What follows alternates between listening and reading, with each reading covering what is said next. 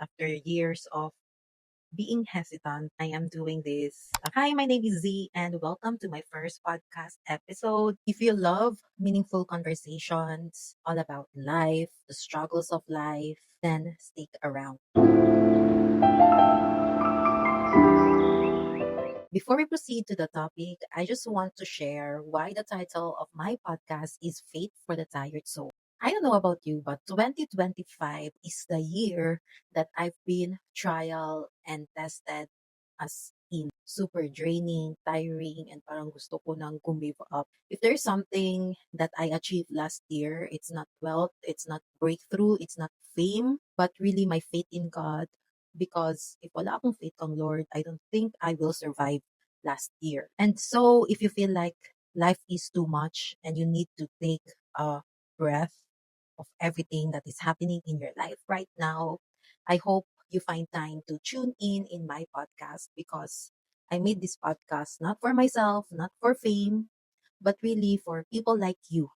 I hope that my podcast can encourage you, can comfort you, and can lead you to the truths that will save your soul. I am rooting for you, and let's journey this roller coaster of a life together. Our first topic is entitled When You Thought You Are Gaining But Actually Losing. As a nano influencer, being invited into an event sa isang big brand is such a dream. For me, it's like a winning moment kasi na-notice yung work ko sa isang malaking brand.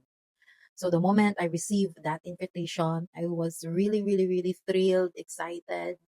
Hindi ko alam yung feeling, basta halo-halo na siya, guys. When I get there, I don't know, parang nag-collapse, parang yung excitement ko, yung super hype na emotions ko is parang nag-shrink. I saw people flaunting, doing this and that. As in, parang tinitignan ko silang lahat, na nasa center ako, tinitignan ko silang lahat, and I'm like, ganito lang ba yung life ko? Please don't get me wrong, ha. I really admire those people that I saw there, and I am very grateful to be invited. Pero I don't know, guys, but the moment I step there, the moment I see everyone, parang yung feeling ko is I feel empty, to be honest. While everyone was so busy doing this and that, I ask myself, why am I here? What is my purpose? Why I am doing this? Para lang ba may ma-flex ako? It's so self-seeking and super vain, and I don't think I want that. So, here are some relatable truths in life. Success can feel shallow. Salaries, promotion, social media recognition, achievements, and the list goes on. These are some things that you can be proud of, but secretly you are draining, anxious, and really tired to chase these things. Kasi the moment na you've achieved something, you'll keep on wanting more. Or if not, you keep on raising the bar and wala kang peace of mind. Success can look impressive on the outside, the titles, the following, the fame, net worth. Even if you have those things, you can still feel empty inwardly. You know, you can win in life based on society standards, but still feel empty, hopeless, unsatisfied, ungrateful, tired, lonely, sad. For me, success is not just about what you have. It is not the reason why you exist here on earth. And it will never be who you are. Success in this world is really fleeting. Sometimes we think na kapag makabili na ako ng bahay, or if I can go and land a job sa abroad, ganyan, then maybe I will feel satisfied or fulfilled na talaga sa life. It's not bad, ha. I'm not saying it's bad. I'm not saying na hindi ka na mag-work hard, ganyan. Pero success without purpose will leave your heart unsatisfied. It will not settle the heart. You can have everything you prayed for, but still feel like something is missing. Achievement without purpose is super draining and nakaka-burn out. This is one of the things that the Lord taught me last year, because honestly, I'm just being honest here with you guys. I really want to be successful according sa world standard, according sa standard ng kalibutan or society, because I want a comfortable life. I want to spoil my parents. I want to treat my friends. I want to do this and that. I want to travel everywhere, ganyan. But then, the Lord really knows my heart and I don't know, pero grabe yung pag-reward niya sa mind ko. The world can reward your hard work with success, but only God can give you the meaning. Why He gave you that gift, that responsibility, that dream, that desire, that skill, the purpose, the meaning behind it will only come from God. The moment that God revealed to me my purpose with clear vision, my heart really changed. The way I work, the way I do things is iba. Hindi siya nakaka-drain. Yung pagod ka pero you're so happy and kahit mahirap na yung ginagawa mo, like sobrang hirap talaga, pero still you're not giving up, you're still full of faith, you're still full of hope because you know this is the purpose na binigay ni Lord sa iyo. This is your calling and you don't want to waste it. You don't want to just throw it around. You want it to happen according to what God has been telling you. Sometimes talaga, God will reveal to you the vision first before it's gonna happen. And I'm not looking na dapat intrigeda ako maging successful sa kung anong mission ko here sa earth. Kasi na-understand ko din that everything that comes to me quickly will disappear quickly din. I am in the point where I allow myself to go through all the challenges and trials if this is the only way to prepare me for what God has planned for me by God's grace, by God's strength. I'm really, really, really exercising my faith na kahit in my human mind, it's like, why like this, Lord? Kasi parang sa human mind ko, it's really impossible. It's not gonna happen. But God is really telling me differently and I just want to trust him. I just want to be in alignment with him. So I told God na I'm gonna change. I'm gonna be iba na yung atake ko this year 2026. I just want to start 2026 from Jesus and I'll go through 2026 through Jesus. I just really pray that God will continue to build me up inwardly, not just outwardly, but really inwardly. Sabi ko, I'm just gonna do my part here, but I really truly surrender everything to Lord. True fulfillment doesn't come from gaining more, but from being aligned with God, with His truths, and with His instructions. Because by the end of the day, it doesn't mean that if you are winning, you are whole. And we thought we are gaining, but we are actually losing. And yan yung isa sa mga na-realize ko last year. Also, the trap of comparison. Comparison is subtle, like as in, like nag-scroll ka lang sa FYP, pero after mo mag-scroll, you'll just lay in your bed, and then parang napaisip ka na kaagad, bakit siya successful, ako hindi. And minsan din, like you are super happy for others, like you're so happy sa mga narating nila, but then when you're all alone, inside your room, mapapaisip ka talaga na bakit yung life ko ganito pa rin. Para bang alam mo naman na meron kang mga personal wins, pero still you feel like you're left behind. When we start comparing ourselves with others with this world, we are measuring our life not according to God's POV. So instead na that season should be your season of growth, we try to rush things. We downplay our progress because we think that someone is already ahead of us or we feel like yung time is ticking. I don't know with you guys, pero honestly, as a competitive person, and minsan hindi ko maiiwasan, but sometimes talaga I think this way. And because of that, instead of feeling grateful sa mga biyaya na binigay sa akin ni Lord, I end up complaining and feeling hopeless. When you see yourself comparing yourself with others, you are trying to win the world's approval. And because of that, we try to keep up with others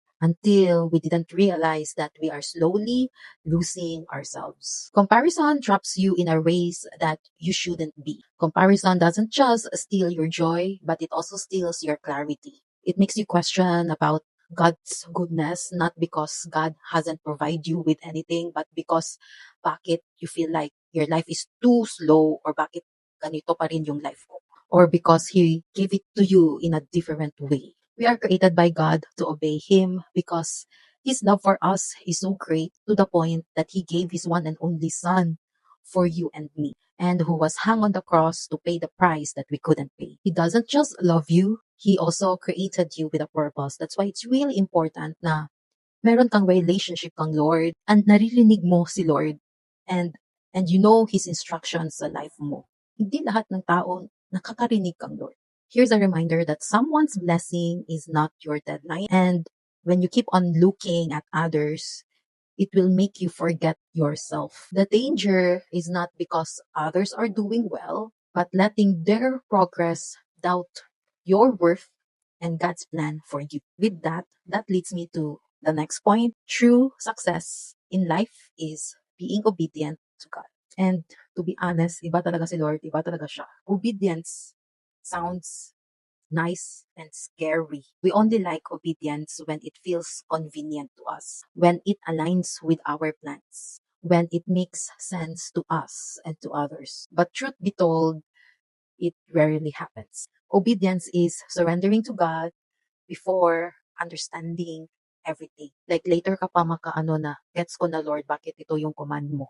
Pero later pa yan hahappen. Or din kasi, I am super duper worldly and I am the boss in my own world. But the more I chase the life that I thought I want, the more ako na lost. And honestly, that time, I really don't know what I was doing. Na kahit ang daming-daming nangyayari sa life ko, but I still feel like nothing is really happening. Like, hindi ito. Ganyan yung na-feel ko. And I feel like God really intentionally let me feel that way because it led me to really search and seek Him. Kasi parang nagawa ko na ang lahat. Like lahat. Pero bakit I still feel lost and empty and I'm not satisfied with my life. So sabi ko, try ko nga si Lord, try ko si Jesus, balik na ako sa Kanya. And I tell you, it was not a smooth journey. It was not instant. But little by little, with God on my side, I know I was getting there. What I love about having a relationship with God is that He gave me a direction in life. Yes, God doesn't give me the full details of everything. Most of the time, God will just tell me His promises. Yun lang, but not really, oh, ganito gawin mo, ganito gawin mo.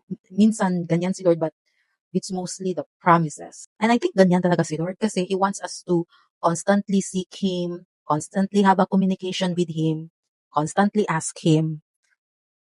But medyo clingy si Lord. And I don't know about you, but seeking Jesus is so rewarding. It's so different.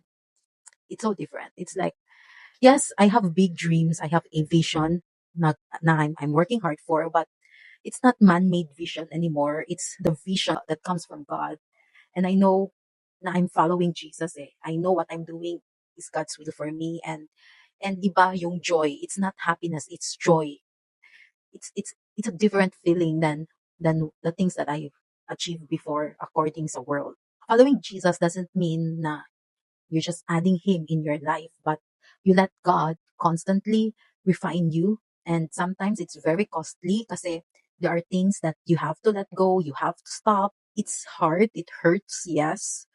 But when you obey God, when you follow Him, grabe yung stillness, grabe yung peace, grabe yung mapapa, yung ganyan na feeling, yung finally, that finally feeling. That's what happened to me. God said in His word, if we try to save ourselves, we will lose it. But if we give up ourselves for Jesus, we will save it.